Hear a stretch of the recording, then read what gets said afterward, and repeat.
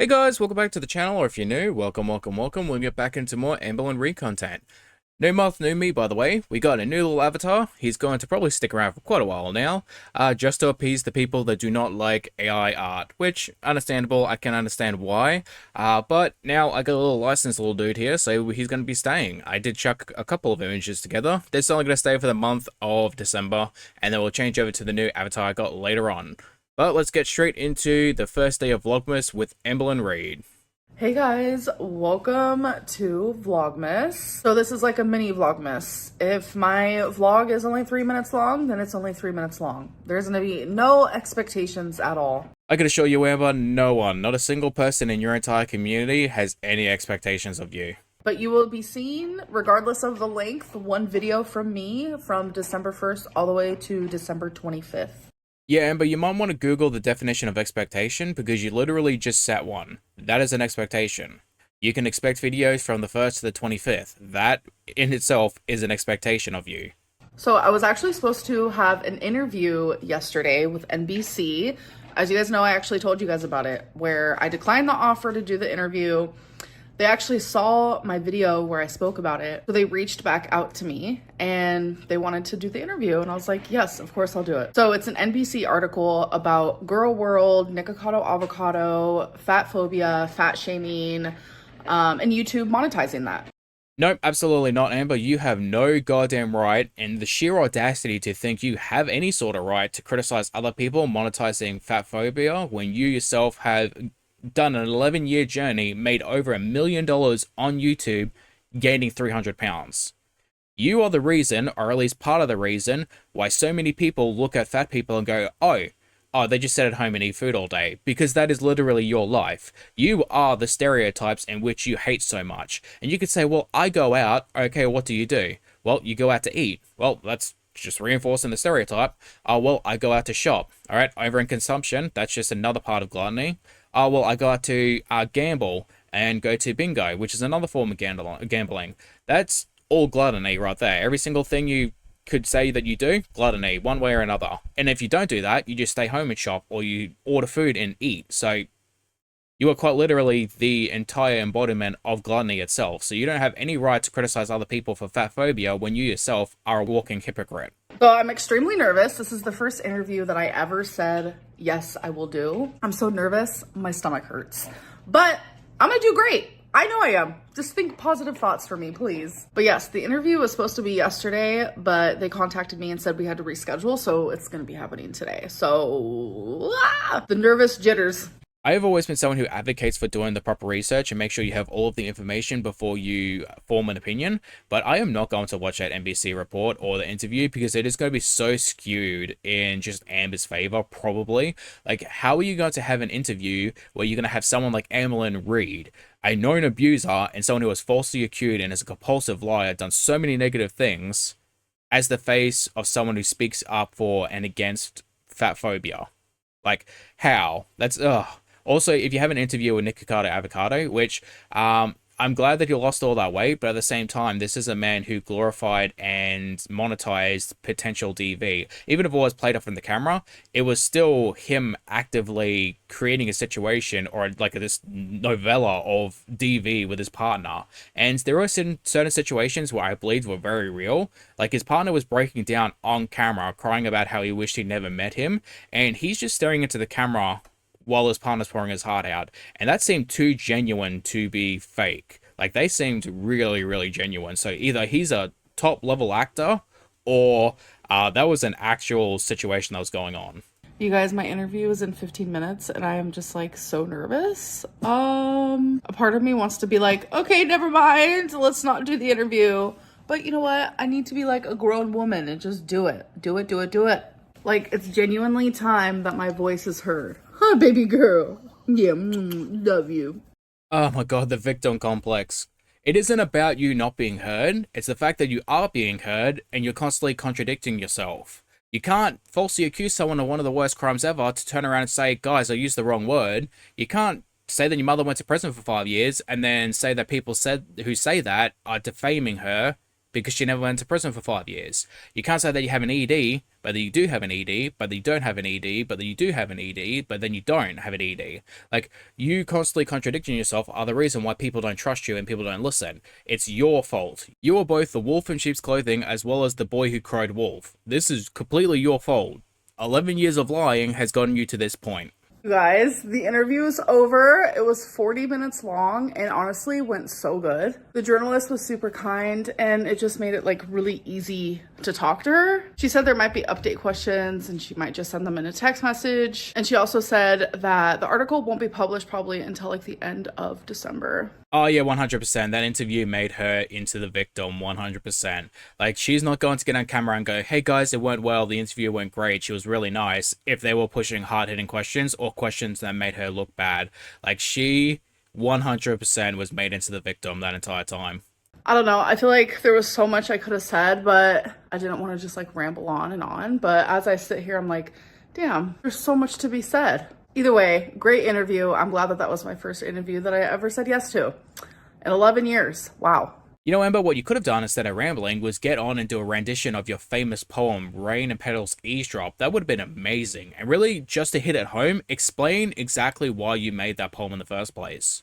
And on top of that, what you could have done was also talk about the Ask FM questions where you bragged about hitting Crystal and said it was normal, or how you potentially put your hands on wifey, or how you abused Beck throughout your entire 4-year relationships, even though she was going through renal failure, depression, losing her mother, stealing money from both her and her mother who had cancer. All of those amazing things. Like, you could have done so much good with the fact you have so much to talk about. Like, you're a victim in so many situations, you really should have brought them up in every single point in order to really drive home how much of a, victim you are. I don't understand. Beginning of this video, I was wearing earrings. Where did they go? I have no idea. So I ordered 2 tiny ornaments. They're not for me, but Tommy was putting up the Christmas tree and an ornament fell to the floor and broke, as you can see here. So I was like, you know what? Let's order a new one because that ornament is special to her. She got it in a German store when she went on vacation. It's just really off the chain crazy that I ordered 2 small ornaments from the exact same like ornament shop, and it comes in 2 separate huge boxes. Like, this is insane for 2 small little tiny ornaments. Please stop saying ornament, because every time you say it, it sounds less like a word and just a bunch of letters shoved together. I mean, that's how all words are, but you understand my meaning. Like, the more she says it, the less it sounds like an actual word. Also, if you're ordering from a store, especially a large store, it probably comes from a distribution center, which usually they have multiple distribution centers, so you probably get 2 different packages because it came from 2 different areas. That's usually how it works. Or some places that's just really wasteful. What? So we got the little pickle. So it's a tradition that you hide the pickle in the Christmas tree and then you have to find it. While Tommy's at work, I'm gonna hide it in the tree and then she's gonna have to find it. The irony of 2 lesbians playing hide the pickle. Aww, I hope it's similar. It's literally identical to the one that broke. And then I saw this mini mac and cheese one and I was like, that is funny. Like, I'm all about the aesthetic, so I would never have this like on my tree in Oklahoma, but Tommy's very much about like tradition and just like cute random ornaments, and I love that for her. So I saw this and I was like, I've got to get it. Like, that is so funny. Look at that. I don't think she's self-aware of what she's doing, right? Like, she's buying food-shaped ornaments for her girlfriend who is allegedly not a feeder, but dates morbidly obese people and likes to feed them and do fetish content for feederism. But she's not a feeder, but you're buying her ornaments that are shaped like food. Okay.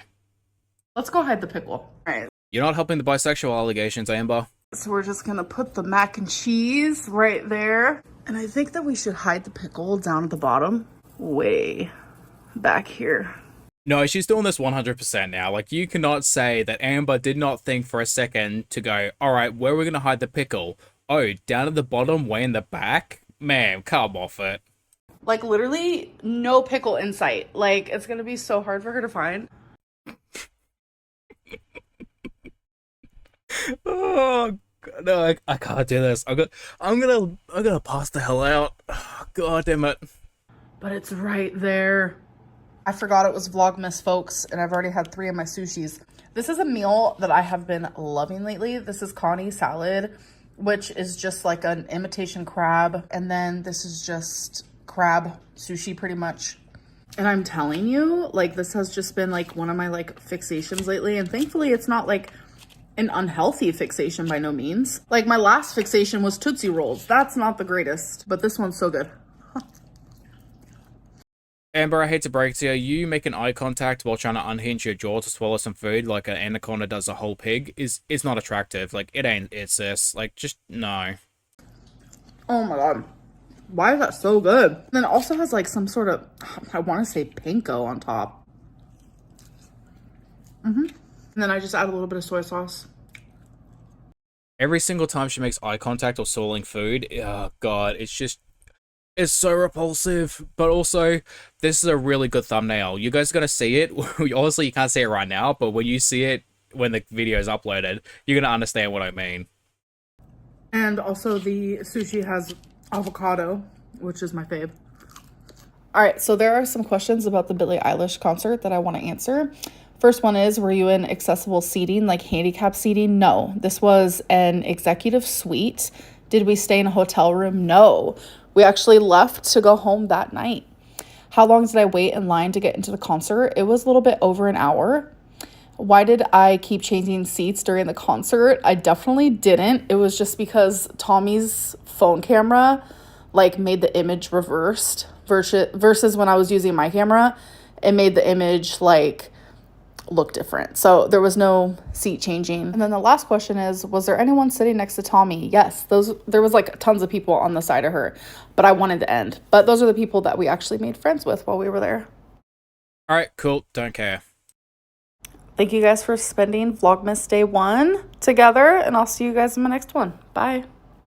Alright guys, it's going to be the end of the video. Thank you for watching. I hope you guys enjoyed. Quick little question for, well, two questions actually for feedback. One, would you guys like some royalty-free Christmas music in the background when I speak? Not really just like heavy over the top that like drowns my voice out, but just slight little stuff in the background you could probably just hear while you're listening to me speak. The second thing is, how do you guys like the wombat? I do have some animated background images that I'm going to place in there for you guys to look at when I speak, but I also have my gameplay that I will be doing probably for the longer videos.